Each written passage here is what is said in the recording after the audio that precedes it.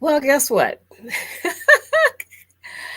I forgot to press the button that says go live, and I thought I was live, and I did the whole second key for um, lasting love and thriving in relationships. So I'm just gonna do it again now that I'm totally live because I don't even think that it recorded before. So let me just make sure that I have everything. Yeah, yeah. So you know, the best made plans don't always turn out the way you think. So anyway, I'm going to go ahead and do it again. Um, Thank you for joining me. You may be seeing the recording, um, but I'm glad that you're here. Today, I'm here to resume the three-part series entitled Three Keys to Long-Lasting Love. This is the second part, the second segment of um, about what it takes to create, maintain, and sustain long lasting love that thrives. Now, before I get into the second key, I want to share with you why I think they're so important. There's several reasons. One of them is that relationships, as I understand them, and I've been working with couples for a very, very, very long time, um, that I have noticed a theme, and that is that relationships, I look at them in three different categories. One is a relationship that's just surviving, I mean, just getting by.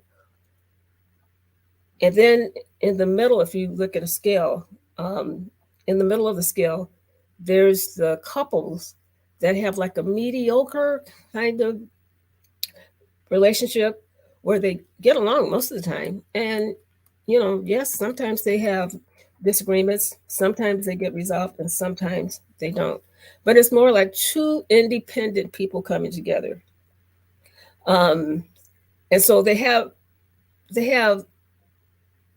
individual goals and they support each other in their individual goals, but there's more focus on the individual. There's not much focus in conversation about the big picture moving together. Well, maybe about retirement and making sure that money is stable for retirement, making sure that the children um, get a good education, maybe go to college, that they're successful in life. You know, those kinds of goals. But in terms of like the energy of connection, it's okay. It's okay. And then on the top end of the scale, if you're looking at it on a scale of 1 to 10, is the couple that thrives. They're in a relationship that thrives. And so I call this couple um, enjoying the we factor. Now, they are two independent people who have not given up their independence, but they figured out how to work together in as a team in building their life together.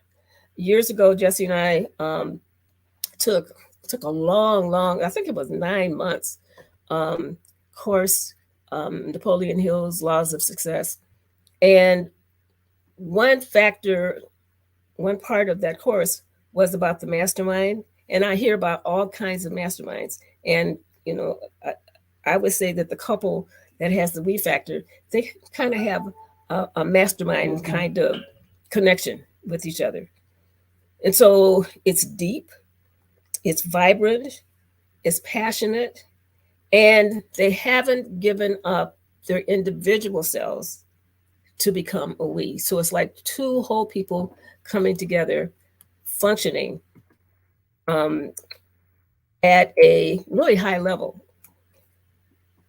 Napoleon Hill talked about how these big corporate giants did that in business.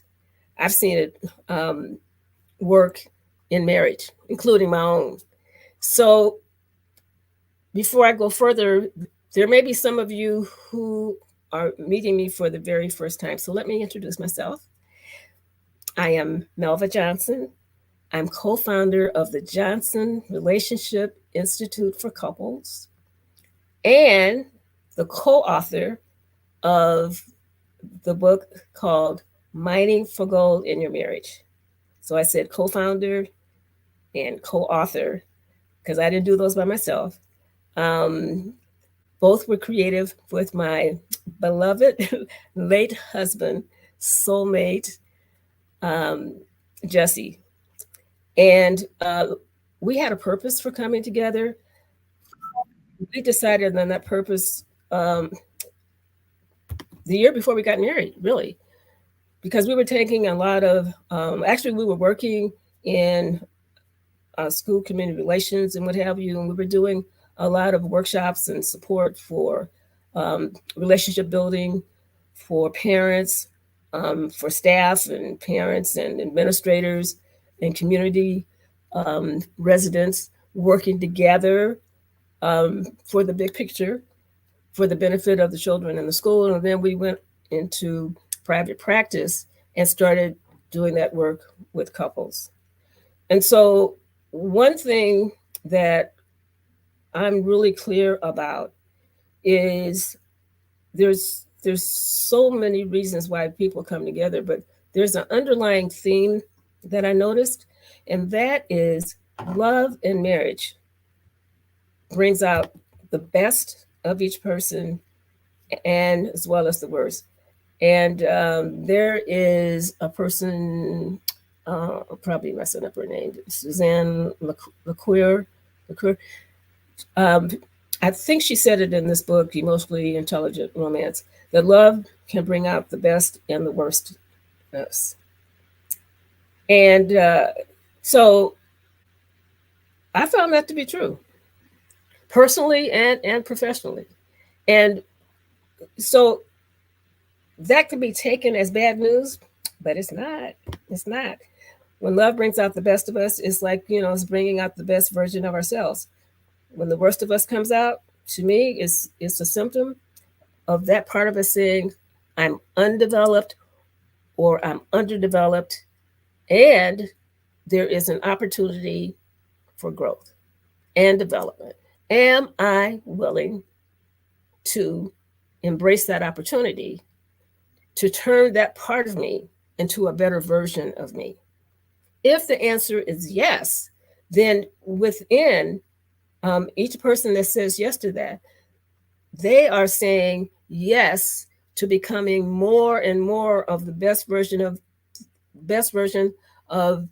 their most loving, supportive, respectful self, that not only are they taking to their partner, but since it's a part of them, they're taking it to every relationship. They're taking it to their family. They're taking it to their friends. They're taking it to the grocery store. They're taking it when they have their car repaired. It's just who they are. And so when looking at these keys, I'm looking at how these keys fit in that context. So here's the other part. And that is, I think it was Gandhi who said, be the change you want to see. Well, I say, yeah, that is true. I agree with that. And what I add to that is, in terms of talking about lasting love and a relationship that thrives, what I add to that is be the love you want to see in your marriage, in your love relationships, and in your life. So the question is, well, how do you do that? How do you do that? So first, and that's what these keys are about. It's like identifying elements of the best version of self to take into your relationship situations. So it's important to know what the elements are. I'm introducing 3 during the series. And I also have a quiz that I'm going to talk about a little later. When you know where they are and you know where you're strong and you know the areas that need improvement, that's where you start. Because from that place, you can make a plan. You can create a plan and you can take action steps to bridge the gap from where you are now to where you want to be. So it's like taking, it's like, you know, in terms of your whole life, no one wants to feel stagnant in their life. They want to evolve and grow to the next level. Well, this is what these concepts are all about. So I want to give you an example in the context of a story of a couple. I'm going to call them Mark and Emily. Now, Mark and Emily have been married for over 30 years. They have 2 adult children who have moved out of the home, and they have started families of their own. Now, Mark and Emily have a warm relationship. I mean, when things are going well, they're going really, really well. However, when they have differences, they have found themselves to be um, in conflict longer than they would like. As a matter of fact, sometimes the conflict gets a little ugly. So when people are in combat verbally, they wound each other. So they have some unhealed wounds that are simmering beneath the surface from the conflicts that they didn't resolve or dissolve or manage effectively. And so they went to counseling for this, and they um, discovered a tool. They were introduced to a tool, and it's one of the keys.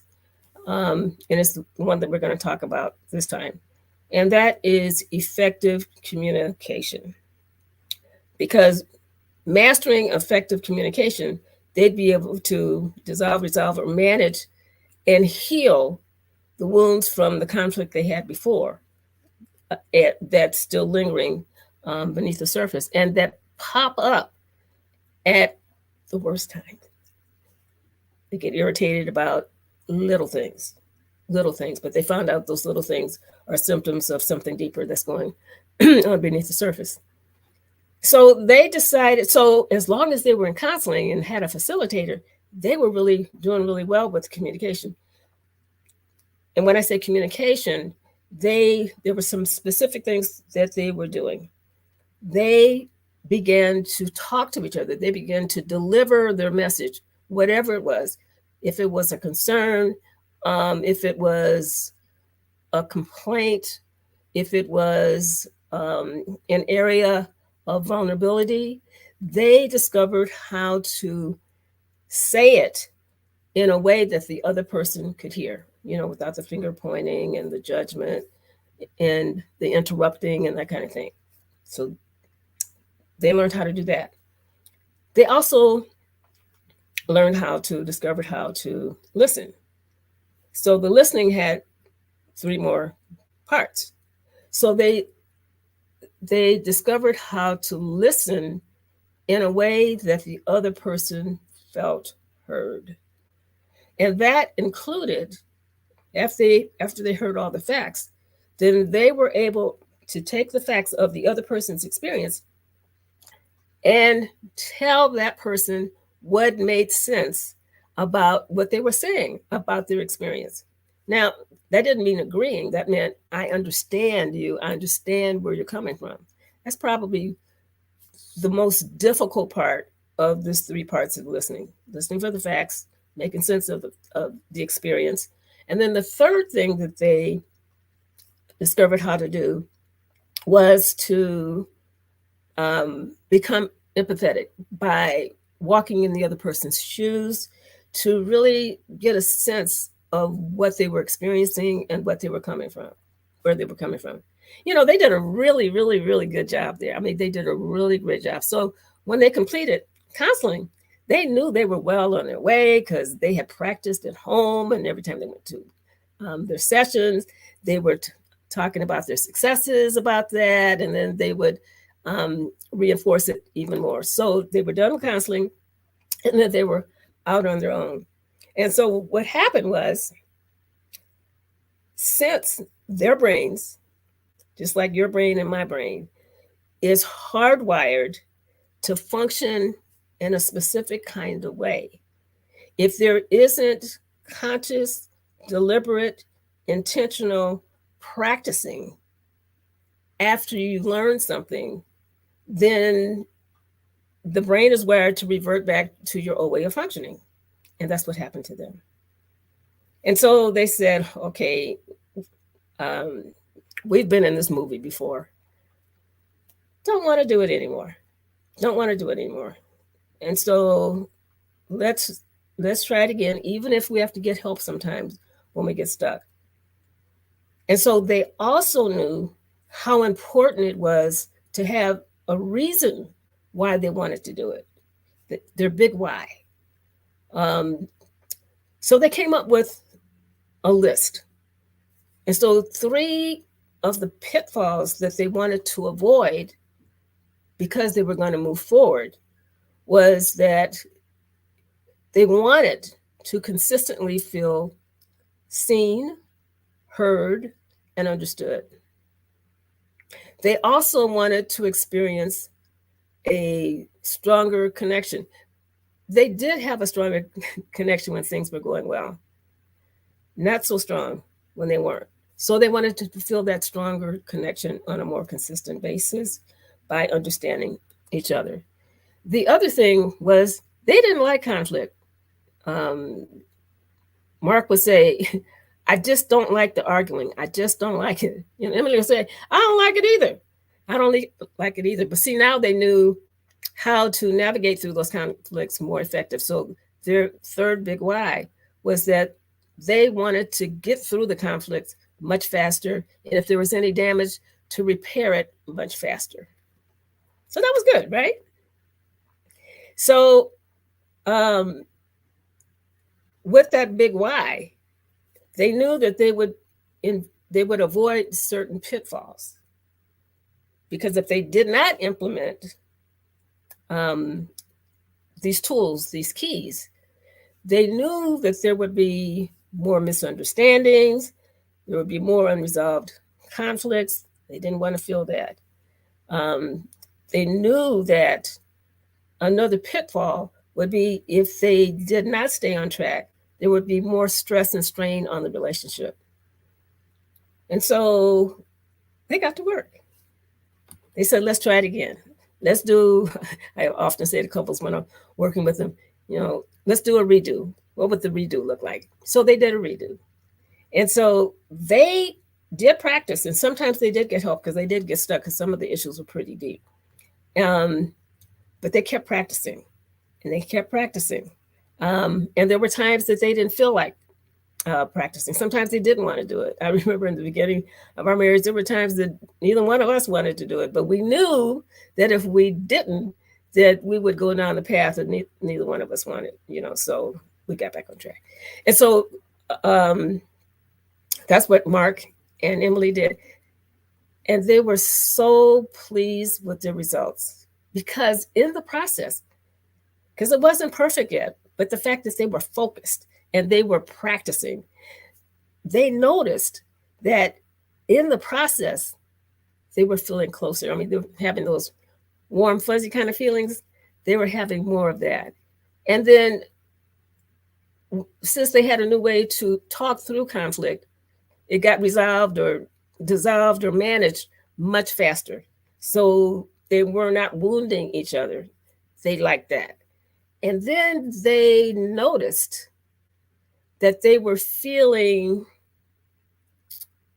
that they were trusting each other more, that they were feeling more secure in the relationship because they could trust that the other person was not going to be reactive, that the other person was going to be more reflective, and that they were going to use this safe structure to have the conversation to get on the other side. That does build a lot of trust. So I'm asking you, can you relate to Emily and Mark? One thing that they did when they started all over again was that they took a quiz so that they could see the big picture of the relationship, so that they could see where the areas where they were strong. So they knew that, yes, we're doing a good job here. Let's reinforce that. They also saw the parts that needed improvement, the parts where people would say, yeah, where the worst of us comes out. But it's really, they now knew that these were growth opportunities for them to strengthen their own resources within in terms of how they showed up and how that would benefit their marriage. So they took the quiz, and they saw where they were on the continuum, and they were clear about what it was going to take for them to go to the next level. So my question to you is, when you think about communication in your relationship, when you look at a scale from 1 to 10, 1 meaning survival mode, 5, 6 mediocre, 10, 8, 9, 10 being thriving, where would you say the two of you are on that continuum with communication? If you are not where you want to be, there is a way to shift gears. It's important, though, to start to see where you are. So I am inviting you to take the Marriage Strength Quiz.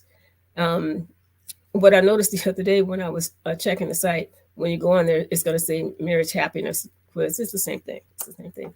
And so the link to that quiz is on some platforms. You'll be able to see it in the comment area.